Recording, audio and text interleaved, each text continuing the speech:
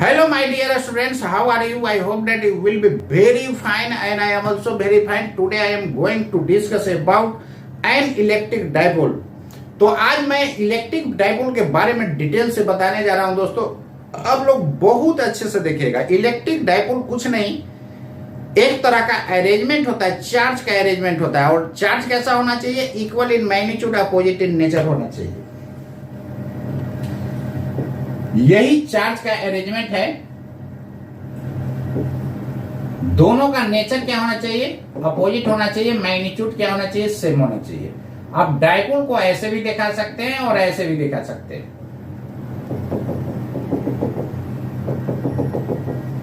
This is negative, this is positive. तो electric dipole क्या होता है? इलेक्ट्रिक डाइपोल, डाई का मतलब दो होता है, पोल का मतलब एक पॉजिटिव हो गया तो दूसरा क्या हो गया? निगेटिव। डाई का मतलब दो और पोल कहने का मतलब दोस्तों हो गया एक पॉजिटिव हो गया तो दूसरा क्या हो गया? निगेटिव हो गया। तो एक पॉजिटिव तो दूसरा क्या होगा? निगेटिव होगा। अब यहां पर ध्यान दीजिएगा, ये आपका हो गया एक्सिस ऑफ डाइपोल। इसको क्या बोलते हैं? एक्सिस ऑफ डाइपोल बोलते हैं। क्लियर है ना? तो इलेक्ट्रिक डाइपोल एक तरह का क्या हो गया? अरेंजमेंट हो गया। और कैसा अरेंजमेंट? जिसमें दो equal in magnitude and opposite in charge क्या होना चाहिए? अ स्मॉल डिस्टेंस से सेपरेटेड होना चाहिए। The arrangement of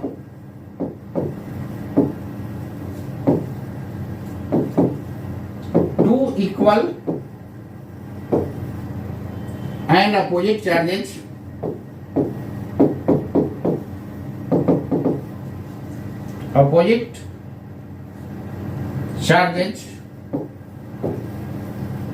in nature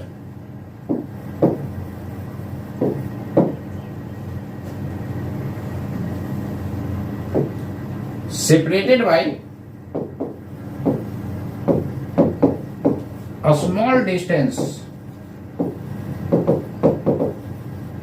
is called an electric dipole.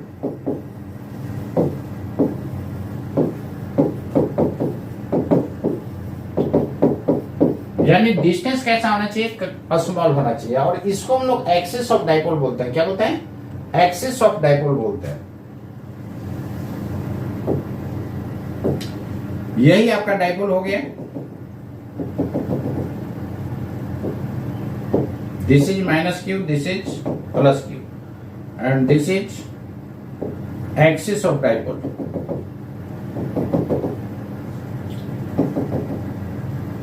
This is axis of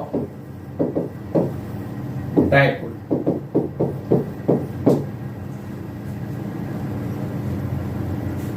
Separation between them is 2a. और this is centre of dipole. इसको हम लोग दोस्तों बोलेंगे सेंटर ऑफ डाइपोल बोलेंगे। क्या बोलेंगे? Centre of dipole. तो ये आपका सेंटर ऑफ डाइपोल हो गया। ये हो गया एक्सिस ऑफ डाइपोल हो गया। इसमें एक डाइपोल मोमेंट होता है। तो डाइपोल मोमेंट को हम लोग कैसे डिफाइन करेंगे? तो इलेक्ट्रिक डाइपोल मोमेंट जो होता है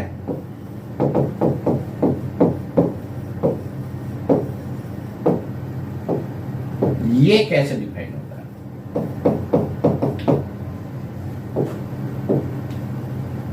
it is defined as a vector quantity and a vector quantity directed from negative to positive, directed from negative to positive, and its value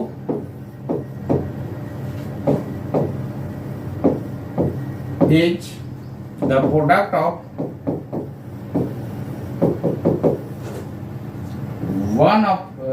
product of magnitude of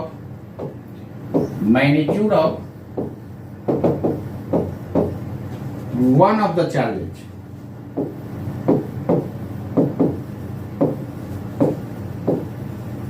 and separation between them,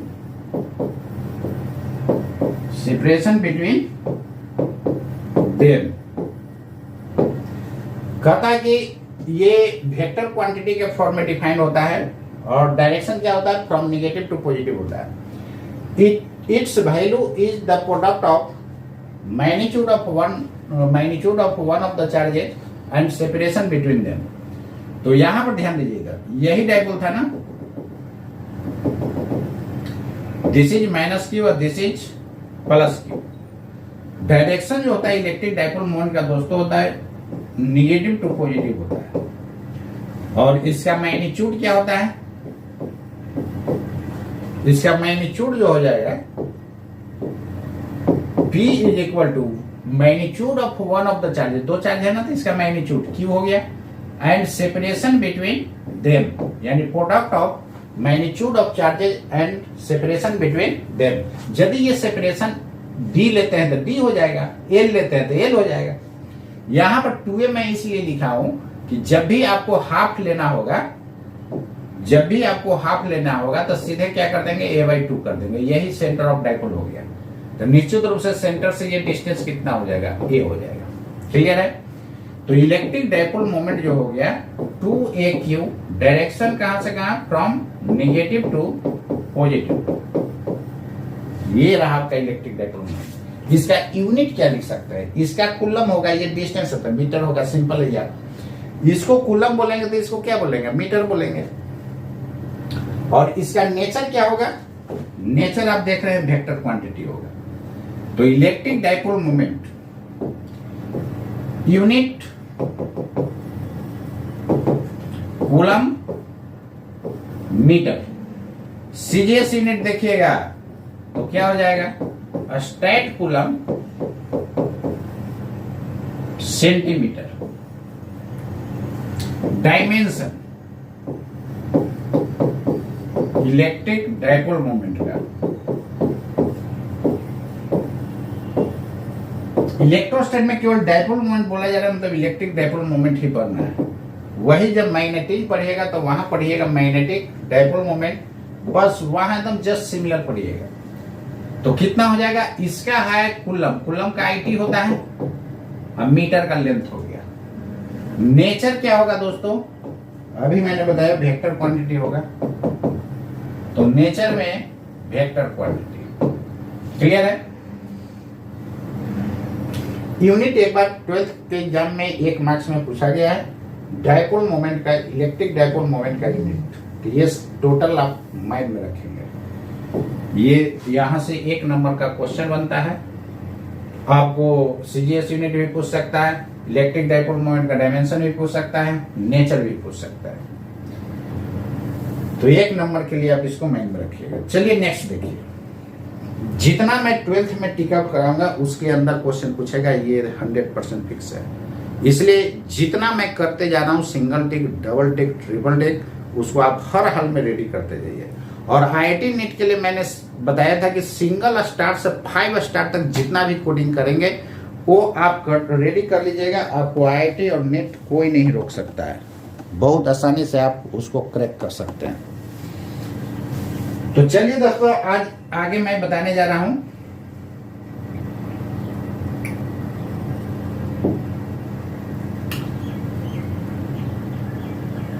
एक होता है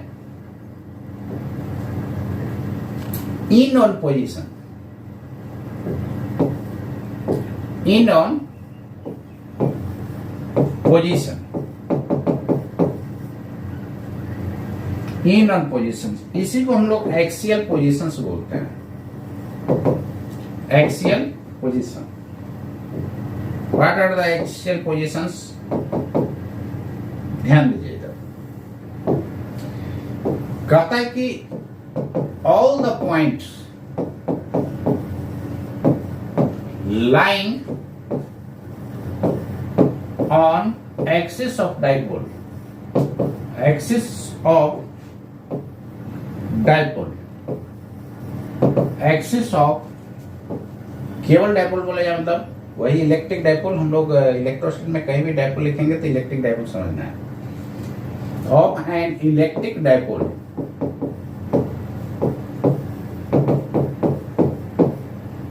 outside the dipole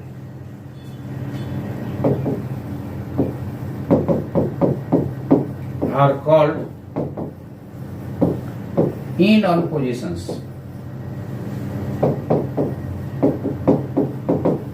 ये total बात याद रखना है, यानी axis के बाहर लाई करना चाहिए। This is an electric dipole and this is positive charge and this is negative charge and this is axis of dipole। all the points lying on axis of dipole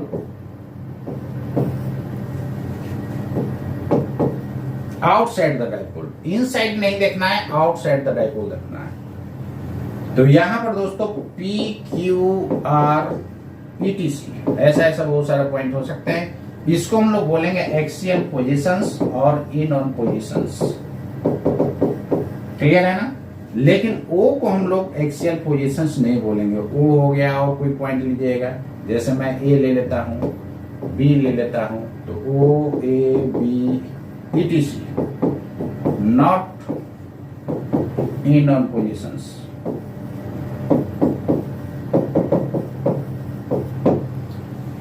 तो हम लोग डाइपोल के बाहर वाला पॉइंट लेंगे, axial point लेंगे। Clear है ना? इन साइड वाला नहीं लेना है। तो जो भी दोस्तों लेना है, कौन सा पॉइंट लेना है? आउटसाइड द डाइपोल लेना है। चलिए, क्लियर है ये बात? अब यहां पर ध्यान दीजिएगा, एक ब्रॉड साइड ऑन पोजीशंस होता है। ये क्या होता है?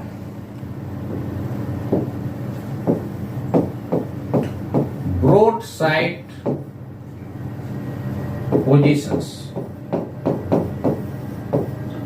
also called as equatorial positions।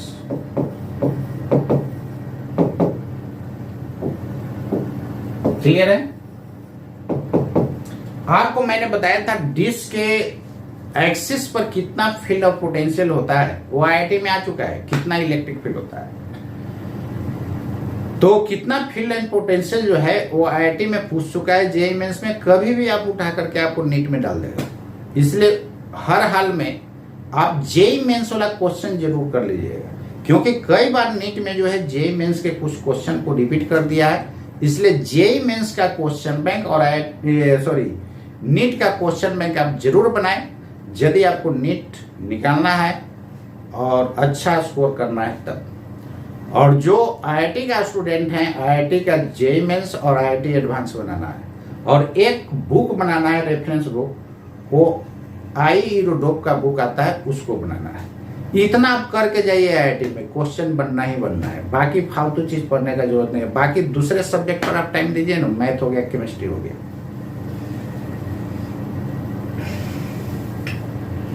तो मैं ERODOP का भी क्वेश्चन करवाऊंगा और IIT का क्वेश्चन बैंक, इससे बाहर आपको क्वेश्चन नहीं पूछेगा। चलिए देखिए इधर इक्वेटोरियल पोजीशंस क्या है। एक्चुअली IIT में क्या होता है कि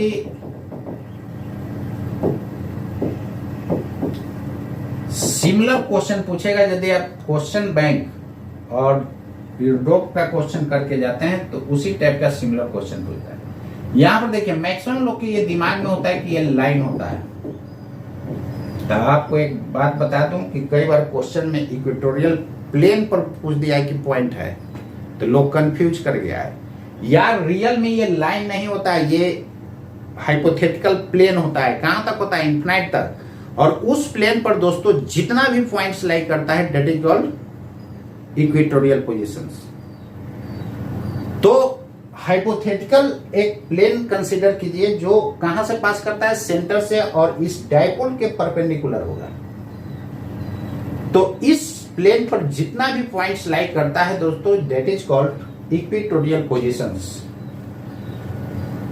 तो यहां पर इक्वेटोरियल पोजीशंस हो गया, जैसे मान लेते हैं कि ए है, बी है, सी है, ईटीसी बहुत सारे इक्वेटोरियल पोजीशंस हो गया। तो ए बी सी यहां पर क्या होगा, ETC equatorial positions,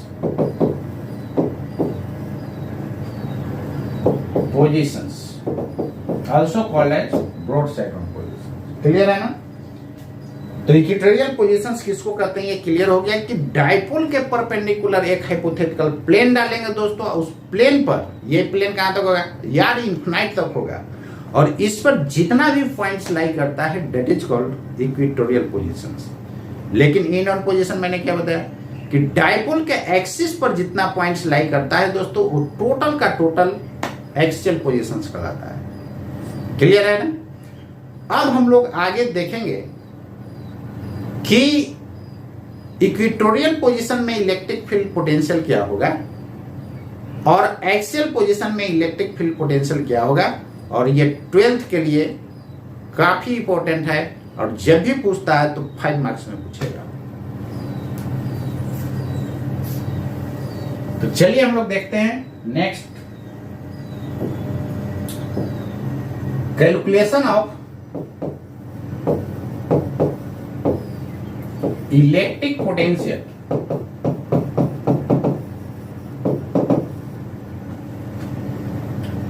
in axial positions.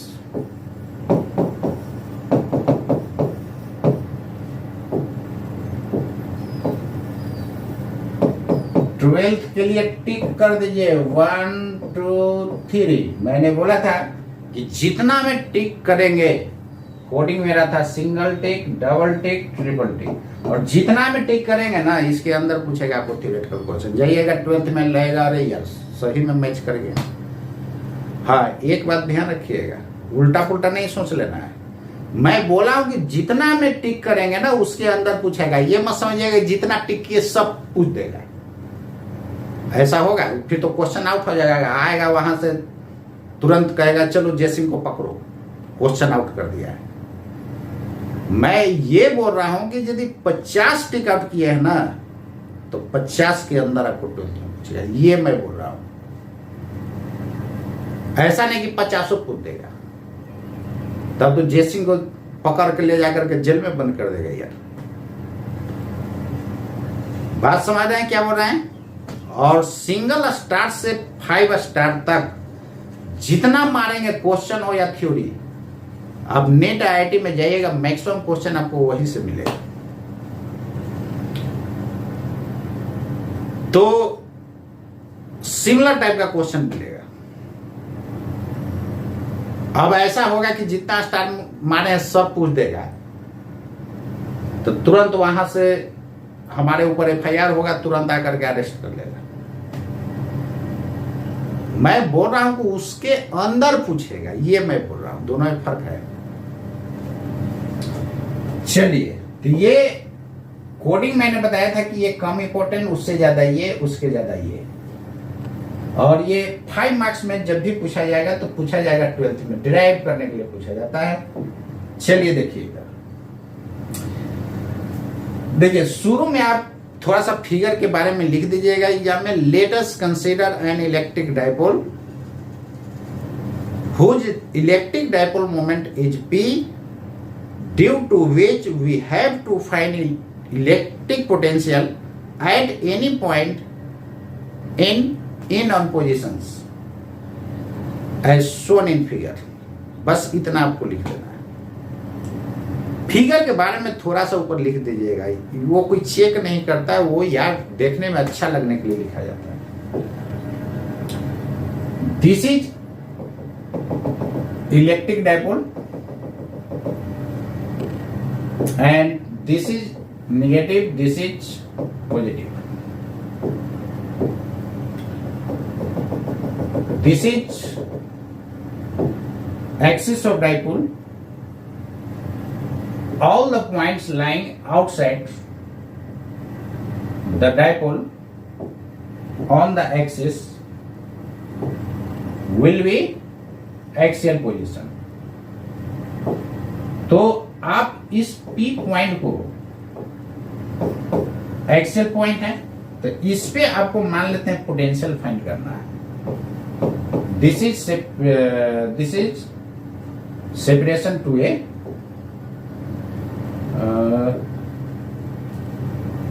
this is center of dipole.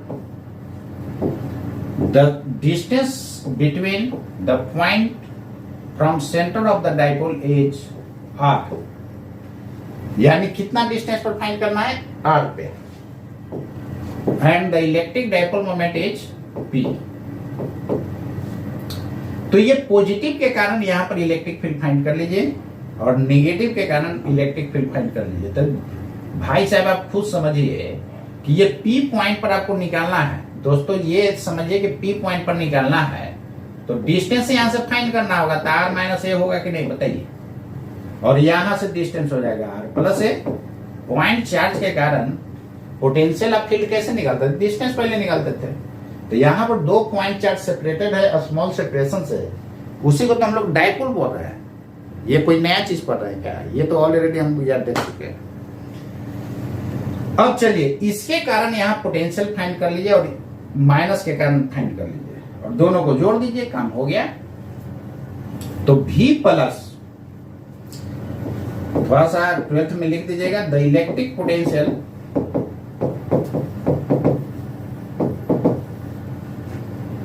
Eight point P due to positive charge. तो इलेक्ट्रिक पोटेंशियल आपको फाइंड करना है कहां पे, P पॉइंट पर। चलिए P पॉइंट पर फाइंड करने के लिए,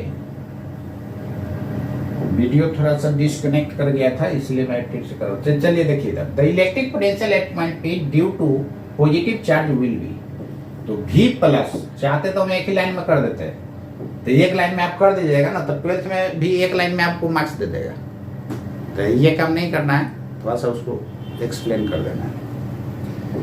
ये पॉजिटिव चार्ज के कारण कितना होगा, के क्यू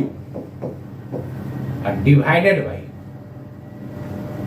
के का आप वैल्यू पुट कर दीजिए 1/4 pi epsilon not P divided, sorry 1/4 pi epsilon not Q divided by R minus, यही होता है ना। The electric potential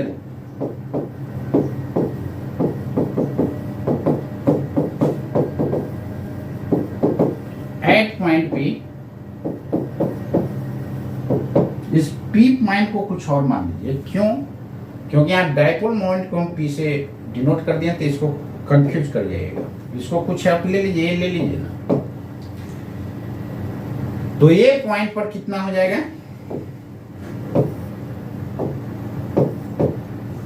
point A due to negative charge will be, negative charge के कारण दोस्तों कितना हो जाएगा, V माइनस बराबर 1/4 pi epsilon not Q divided by, देखिए नेगेटिव के कारण नेगेटिव पोटेंशियल होता है, और स्केलर में साइन के साथ। अब यहां देखिए the net potential, net electric potential, केवल पोटेंशियल बोले जाए मतलब इलेक्ट्रोस्टैटिक पोटेंशियल हम लोग लेते हैं, इलेक्ट्रिक पोटेंशियल, इलेक्ट्रिक पोटेंशियल क्योंकि इलेक्ट्रोस्टैट पढ़ रहा हूं, at point A due to the dipole, dipole लिखिएगा ना, विल बी। तो डाइपोल के कारण दोस्तों कितना होगा, V बराबर V प्लस V माइनस, यहां से V बराबर V प्लस कितना 1/4 pi epsilon not Q by R minus a, और यहां निगेटिव के कारण negative potential 1/4 pi epsilon not minus Q by R plus, यही था ना। दोनों का आप ऐड कीजिए तो V बराबर कितना हो जाएगा q बाई 4πε0 कॉमन हो जाएगा, तो यहाँ बचेगा 1/r minus A minus 1/r plus A. Further इसको q बाई 4πε0 लिखिएगा, तो यहाँ पर R square minus A square हो जाएगा, और ये आर प्लस ए और माइनस आर माइनस ए। जैसे ही आप इसको ब्रैकेट को हटाइएगा तो q अपॉन 4πε0, देखिए ना r कैंसिल हो जाएगा और ये ऊपर हो जाएगा 2a। क्लियर है? तो यहां से 2aq बराबर p लिख सकते हैं कि नहीं, 2aq। तो v बराबर हो गया, दिस इंप्लाइज दैट v बराबर 1/4πε0 और 2aq हो गया p r square minus A square. ये रहा आपका पोटेंशियल का फॉर्मूला। क्लियर है? क्वेश्चन बनाने के लिए इस फॉर्मूला को याद रखिएगा, ध्यान दीजिएगा। If R much greater than A, then हाथी स्क्वायर माइनस चीटी स्क्वायर एप्रॉक्स हाथी स्क्वायर। तो निश्चित रूप से इसको अप्रोक्सीमेशन को समझने के लिए चीटी हाथी माइंड में रखिएगा। तो v बराबर 1/4πε0 और p बाई आर स्क्वायर। भाई हाथी के स्क्वायर में से चीटी घटा ही दीजिएगा तो क्या बिगड़ जाएगा जी? हाथी का मास उतना है, उसका स्क्वायर करेंगे और उसमें से चीटी के मास घटा ही के क्या बिगड़ लीजिएगा? हाथी का मास मान लीजिए कि 100 kg है, ऐसे तो उससे ज्यादा होता है, और चीटी के मास बहुत कम, उसको घटा देंगे तो क्या फर्क पड़ेगा? कोई फर्क नहीं। तो हाथी स्क्वायर माइनस चीटी square approximately will be equal to हाथी स्क्वायर। ये रिजल्ट आ गया फाइनल। एग्जाम में यहां तक लिखना है, इससे ज्यादा नहीं। ज्यादा लिख दीजिएगा तो क्या 5 मार्क्स की जगह 7 मार्क्स दे देगा, 5 मार्क्स की जगह 5 ही देगा। कोई एक लाइन में भी लिख सकता था v बराबर v प्लस v माइनस। उसमें क्या होगा कि एग्जामिनर शॉर्ट में मार्क्स भी दे देगा, तो हो जाएगा आपका कल्याण। तो इस तरह आप यदि लिखते हैं तो एग्जामिनर देखते ही एकदम खुश हो जाएगा, मारेगा 5 मार्क्स बैठाएगा, आगे बढ़ेगा। तो दोस्तों इसको आप कर लीजिएगा और फिर हम लोग मुलाकात करते हैं नेक्स्ट क्लास में। और आज तक के लिए इतना ही। इसको हर हाल में आप रेडी कर जाइएगा।